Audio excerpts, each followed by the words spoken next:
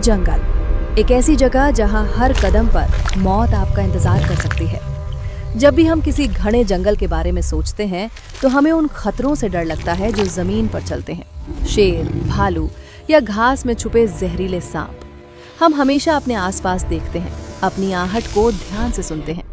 लेकिन क्या हो अगर शिकार करने वाला आपके आगे, पीछे या दाएं बाएं हो ही ना?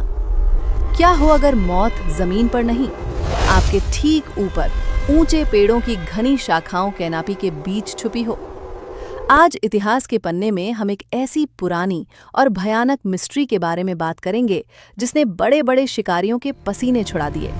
एक ऐसी अनसुलझी पहेली जहां इंसान शिकार बन गया और उसे मारने वाले जमीन पर नहीं चलते थे, वो पेड़ों पर रहते थे और इंसानों का मांस खाते थे। कहानी शुरू होती है 19वीं सदी के आखिर में। दुनिया के नक्शे पर ऐसी कई जगहें थीं जहां इंसान आज तक नहीं पहुंचा था, चाहे वो अमेज़न के घने जंगल हों या अफ्रीका का डार्क हार्ट। ऐसे ही एक अनमैप्ड जंगली इलाके में एक के बाद एक लोग गायब होने लगे। शुरुआत में लगा कि शायद किसी जंगली जानवर ने हमला किया होगा, लेकिन जब सर्च पार्टीज उन्हें ढूंढने निकली तो जो उन्हें मिला उसने उनके होश उड़ा दिए। जमीन पर लोगों के कदमों के निशान थे जो अचानक से एक जगह पर आकर खत्म हो जाते थे। ऐसा लगता था जैसे उन्हें हवा में खींच लिया गया हो।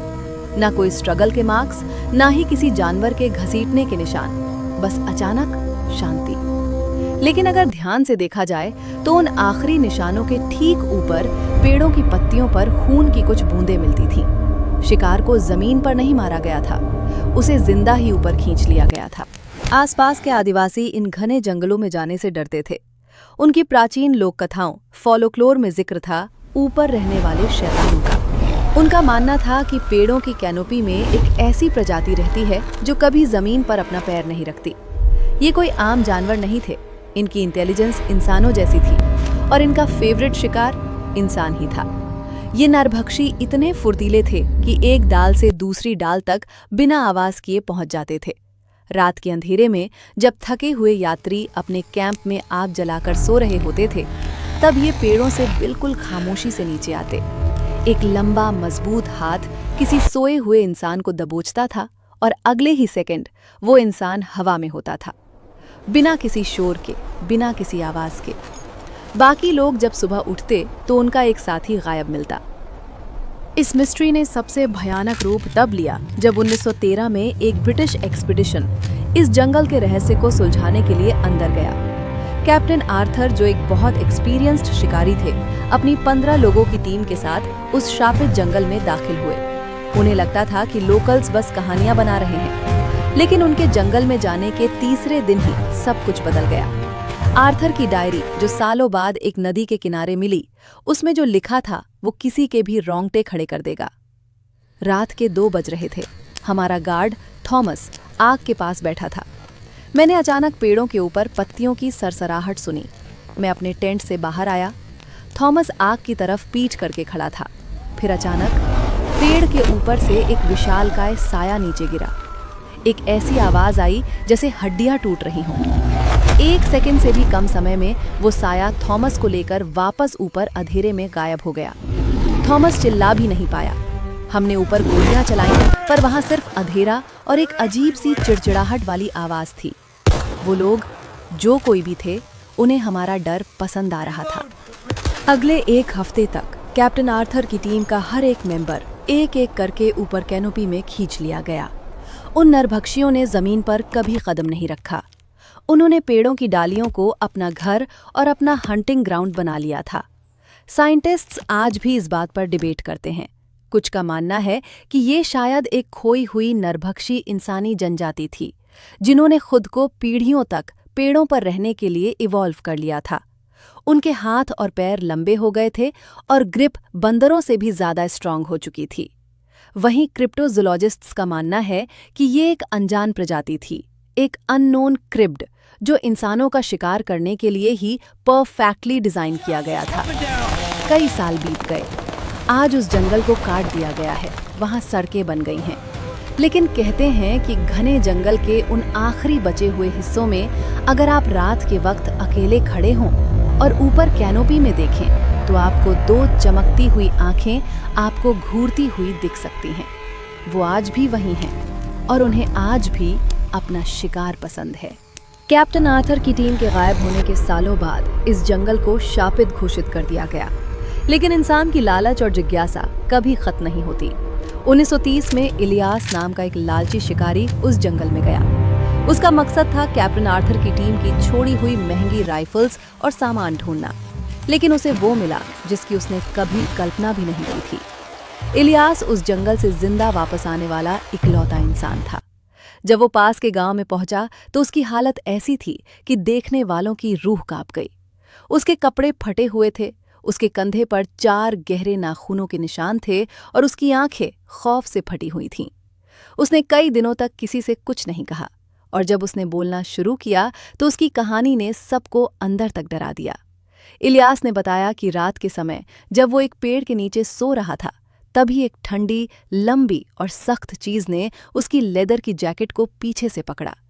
इससे पहले कि वो कुछ समझ पाता, उसे एक झटके में 30 फीट हवा में खींच लिया गया। किस्मत से उसकी पुरानी लेदर जैकेट फट गई और वो वापस जमीन पर आ गिरा। गिरते ही जब उसने ऊपर देखा तो चांद की रोशनी में उसने उन्हें देखा। इलियास के शब्दों में, वो इंसान नहीं थे, पर वो जानवर भी नहीं थे। उनकी स्किन पेड़ की छाल की तरह खुरदरी और ग्रे रंग की थी, जो उन्हें अंधेरे और पेड़ों के बीच पूरी तरह से कैमोफ्लाज कर देती थी। उनके हाथ उनके पैरों से भी ज्यादा लंबे थे और उंगलियों के सिरे पर हुक जैसे बड़े नाखून थे, जो पेड़ों की लकड़ी में आसानी से धंस जाते थे। लेकिन सबसे खौफनाक थी उनकी आंखें। उनकी आंखें बिल्ली की तरह चमक रही थीं, जिनमें कोई इंसानियत, कोई रहम नहीं था, सिर्फ एक भूख थी, एक शिकार की भूख। इलियास ने कहा कि उन्होंने उस पर दोबारा हमला इसलिए नहीं किया क्योंकि जमीन उनके लिए एक अनजान जगह थी। उनका पूरा कंट्रोल सिर्फ हवा और पेड़ों की डालियों पर था।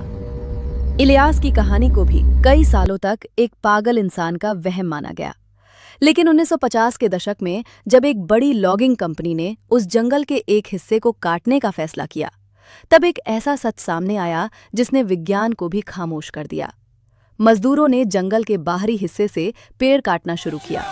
एक दिन जब एक बहुत पुराना और विशाल पेड़ काटा गया तो उसके गिरने के साथ ही पेड़ की सबसे ऊपरी शाखाओं से कुछ ऐसा नीचे गिरा जिसने काम रुकवा दिया। वो एक घोंसला था, लेकिन चिड़ियों का नहीं। वो सूखी डालियों, लताओं और इंसानी हड्डियों से बुना हुआ एक विशाल स्ट्रक्चर था।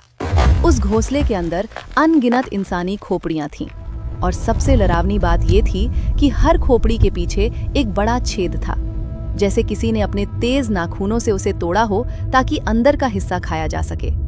मजदूर वो नज़ारा देखकर इतने डर गए कि उन्होंने काम छोड़ दिया और वो कंपनी हमेशा के लिए बंद हो गई।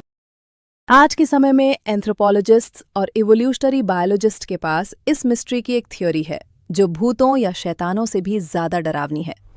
क्या हुआ अगर लाखों साल पहले जब इंसानों के पूर्वजों ने पेड़ों से उतरकर जमीन पर चलना शुरू किया, तब उनमें से एक ग्रुप कभी नीचे उतरा ही ना हो? क्या हुआ अगर उन्होंने जमीन के खतरों से बचने के लिए हमेशा के लिए पेड़ों की सबसे ऊंची कैनोपी में ही रहना चुन लिया हो? हजारों सालों के इवोल्यूशन ने उन्हें बदल दिया।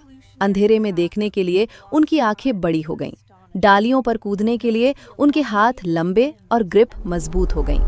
उन्होंने बोलना छोड़ दिया और सिर्फ पत्तों की सरसराहट या क्लिक्स के जरिए बात करना सीख लिया। वो पूरी तरह से एपेक्स प्रेडेटर्स बन गए और चूंकि इंसान जमीन पर राज करने लगा तो इंसान ही उनका सबसे आसान शिकार बन गया। आप सोच रहे होंगे कि अगर वो सच में थे तो आज कहाँ हैं? 2018 में अमेज़न के सबसे घने और अनएक्सप्लोर्ड इलाके में एक रिसर्च टीम ने एक ड्रोन भेजा था। उस ड्रोन में थर्मल कैमरा लगा हुआ था। रात के 1 बजे उस ड्रोन की स्क्रीन पर कुछ ऐसा रिकॉर्ड हुआ जिसे आज भी पब्लिक नहीं किया गया है।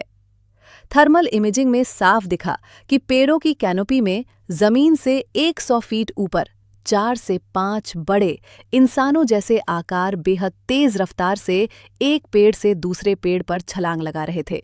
उनका शरीर ठंडा था, इसलिए कैमरे में वो बिल्कुल अलग दिख रहे थे।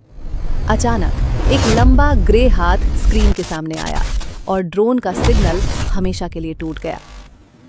आज भी दुनिया भर के कई नेशनल पार्क्स और घने जंगलों से लोग बिना किसी सुराग के गायब हो जाते हैं।